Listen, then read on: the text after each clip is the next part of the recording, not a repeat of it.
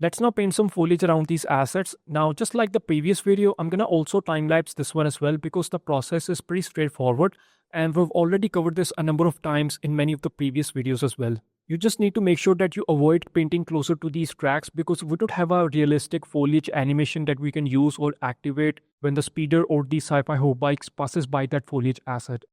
So in order to maintain the realism, we're not going to paint anywhere closer to these tracks, but in order to add some extra bit of detail, we're going to definitely paint some foliage around the neighboring assets and in the background as well. So let's begin. I'm just going to go ahead and first of all remove this foliage actor. And I'm going to go into the foliage mode. Let me open up this window from here. And I'm going to go into the content browser. And let's go into this FAP folder. I'm going to go into Megascans. I'm going to go into plants. And let's enable the static mesh filter from here. I'm going to select all these static meshes. And I'm going to bring them here. And I'm just going to select all of them. Let me adjust the size. I'm going to set the minimum size to 2 and the maximum size to 3 because I'm looking for some bigger foliage instances that I can paint in the background in here. I'm gonna close this window and let me see. I'm gonna go back into selection mode and let me select this asset. I'm gonna press F to focus. There it is. I'm gonna go back into the foliage mode, and as I said earlier, I'll time lapse the process of painting the foliage, and I'll see you guys at the end of this video.